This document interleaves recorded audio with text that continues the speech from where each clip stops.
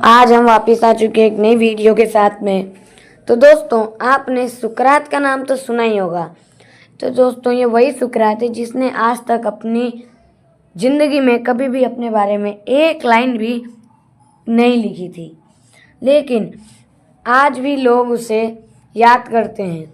अगर लंबी सोच रखने का नाम आता है तो उनका नाम सबसे ऊपर लिया जाता है। तो दोस्तों, कौन है ये सुकरात और इनका जीवन कैसे व्यतीत हुआ, आज की वीडियो में हम यही जानने की कोशिश करेंगे। तो दोस्तों, वीडियो को शुरू करने से पहले अगर आप वीडियो पर नए हैं तो चैनल को सब्सक्राइब जरूर कर लीजिएगा। तो चलिए वीडियो को शुरू करते हैं। सबसे पहले आपके दिमाग में यही सवाल आ रहा होगा कि सुकरात कौन है। तो दोस्तों, सुकरात वही व्यक्ति है जिसने आज तक अपने जीवन में एक लाइन भी नहीं लिखी। एक ऐसा बूढ़ा व्यक्ति जो कि ना राजा था, ना सेनापति, ना एक अमीर व्यक्ति, लेकिन तब भी वो ग्रीस का सबसे फेमस व्यक्ति बन गया है। सुकरात के पास ना तो पाँव में पहनने के लिए चप्पल थी, ना ही अच्छे कपड़े, तब भी वो एक राजाओं महाराजाओं से आज के समय में कम नहीं है। तो दोस्तों, वही व्यक्ति है जो कहता था मुझे कुछ नहीं आता, और वो सभी व्यक्तियों के पास में जाके एक ही सवाल पूछता था कि ताकत क्या है। कोई भी व्यक्ति मिलता था और अगर कहता था कि मेरे को पता है ताकत क्या है, मुझे पता है ज़िंदगी क्या है, तो वो उनके पास में जाके वही सवाल करता था कि जो उनको बहुत अच्छे से आता हो। तो यही उसकी एक ऐसी चीज़ थी जो लोगों को सोचने पर मजबूर कर देती थी। दूसरा, जो सुकरात था गाइस, वो ग्रीस कंट्री का रहने वाला था और ग्रीस कंट्री में ही वो जन्मा, पला बड़ा और वहीं पे वो मर गया। सुकरात जब लोगों के पास जाके उन्हीं के सवालों को करता था, सवाल पूछता था, तो अगर लोग उनको नहीं बता पाते, जैसे कि आप कहीं खड़े हो, कोई आपसे सवाल पूछता है भरे लोगों के सामने, 4-5 लोग खड़े, उन्हीं के सामने अगर आपकी कोई बेइज्जती कर दे तो आपको कैसा लगेगा। तो ऐसा ही लोगों के साथ वो करता था। उसका काम लोगों को नीचा दिखाना तो नहीं था, वो उन्हें सफलता का बताता था कि तुम कितना पानी में हो और तुम्हें सिर्फ ऊपर ऊपर का पता है, तुमने कभी भी गहराई में नहीं गए हो उस चीज़ के, तो उन्हें वही याद दिलाता था। तीसरा, सबसे ज़रूरी, कि वो ऐसे सवाल पूछता था कि लोग निरुत्तर हो जाते थे। जैसे कि आप मान लीजिए आपने समझा है कि मेरे को पता है ताकत क्या है, तो तब तक सुकरात आके पूछता ताकत क्या है, तो आप कहोगे कि जो रणभूमि में खड़ा रहे बिना डरे वो ताकतवर है, वो बहादुर है। तो फिर सुकरात कहेगा कि अच्छा, और जो एक कदम पीछे लेके और आगे बढ़े और आपको और जो दुश्मन है वो अंदर आए उसकी श्रेणी में और फिर उस पर हमला करे, तो क्या वो कायर है। तो वो कहता था नहीं, वो तो और बढ़िया है।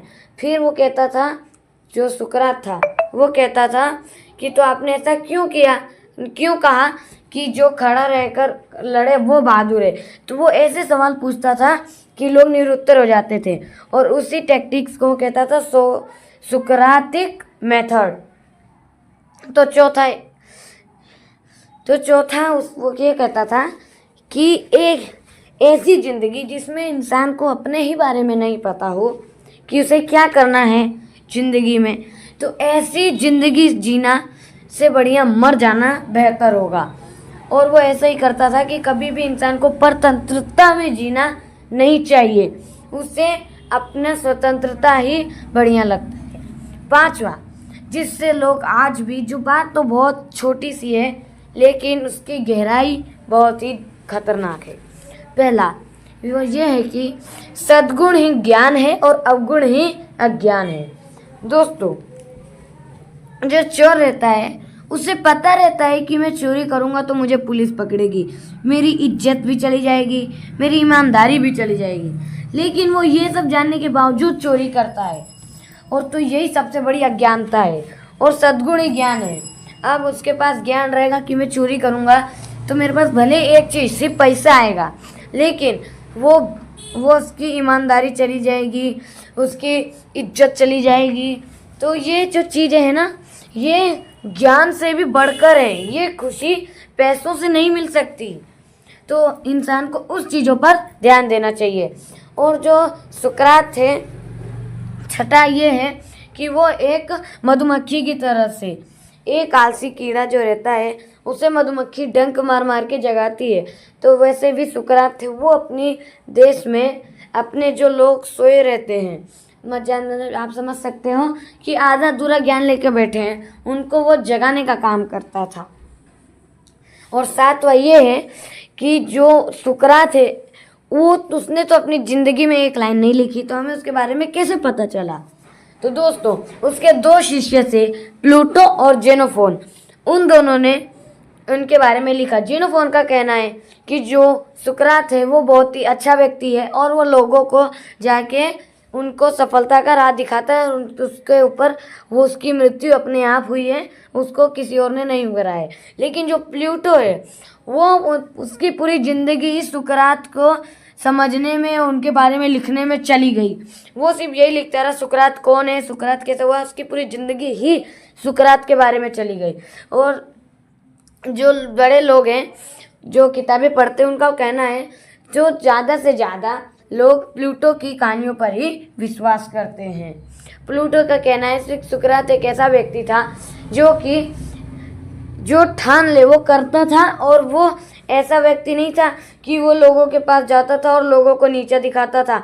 ऐसा नहीं, वो जाता था लोगों के पास, उसे सफलता कहना है कि सुकरात ऐसा व्यक्ति है जो सफलता नहीं बताता है, सफलता के पास जाने का तरीका बताता है। तो दोस्तों, उसकी आठवीं चीज़ है कि जो सुकरात था उससे लोग चिढ़ने लगे थे, तो उसके ऊपर 2 आरोप लगे थे। एक अदालत, ग्रीस की अदालत में लोग जाते, 501 लोगों से भरा अदालत में वो गया। वहाँ पे उस पर 2 इल्ज़ाम लगे। पहला कि वो लोगों ने उन पर इल्ज़ाम लगाया कि वो देवी देवताओं को, ग्रीस के देवी देवताओं को नहीं मानता, और दूसरा ये था कि वो जो युवक लोग हैं उनको भड़काने का काम करता है। और अब ऐसी जगह पे कोई व्यक्ति होता तो वो या तो अपनी ज़िंदगी की भीख मांगता या फिर वो अपना सफाया देता, लेकिन अभी जा कर के अदालत में सवाल पूछने लगा कि बताइए, जो सच लोग कहते हैं वो क्या सच में सच होता है या नहीं होता है। वो अदालत में भी जाके सवाल पूछने लगा। तो इसके लिए उसे सज़ा सुनाई गई कि जहरीले पौधे का एक प्याला पीने का, और उसकी जो सज़ा थी वो 1 महीने बाद होने वाली थी, क्योंकि ग्रीस में एक व्यक्ति जो राजा का बेटा था वो गया हुआ था कहीं पे, वो 1 महीने बाद आने वाला था। तो 1 महीने के भीतर भीतर कोई भी सज़ा नहीं सुना सकता था, और तो वो उसके 1 महीने के लिए काल कोठरी में बंद कर दिया। नवा ये है कि उसका एक दोस्त था क्रीटो, उसने सारे खरीदारों को पैसा दे दिया, एक नाव खड़ी कर दी कि सुकरात तुम भाग जाओ यहाँ से, तुम्हारे लिए सब चीज़ें तैयार हैं। लेकिन जो सुकरात था वो नहीं भागा। वो कहा कि मैं जहाँ पैदा हुआ हूँ मैं वहीं मरूंगा, और अगर मेरे साथ अन्याय हो रहा है तो अन्याय का जवाब अन्याय से देना ठीक नहीं है, और वो नहीं भागा। 10वां ये है, और जब 1 महीना बीत गए और फिर जब सुकरात का मरने का समय आया, तो जब उस पौधे का प्याला लाया गया तो उसने बिना हिचकिचाए एक ही बार में पूरा प्याला पी लिया, और उसने यही कहा कि एक परतंत्रता में जीना कभी भी मर जाने से बेहतर नहीं होता। तो दोस्तों, यही थी सुकरात की कहानी। अब हम जानते हैं कि सुकरात ने हमें क्या दिया। ने हमें दिया कि किसी भी बड़े व्यक्ति के बातों पर बिना सोचे, बिना देखे, बिना जाने भरोसा नहीं करना चाहिए, वो गलत भी कह सकता है।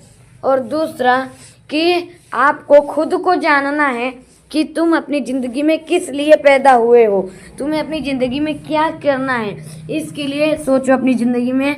ये उनका दूसरा सिद्धांत था। और तीसरा कि सिद्धांत, वो अपने सिद्धांतों के पक्के थे, वो अपने सिद्धांतों पर अड़ू रहे। वो चाहते तो उन्हें कहा था कि तुम चुपचाप रहो और तुम यहाँ जी रह सकते हो, लेकिन उन्होंने कहा कि परतंत्रता से बढ़िया मरना बेहतर है।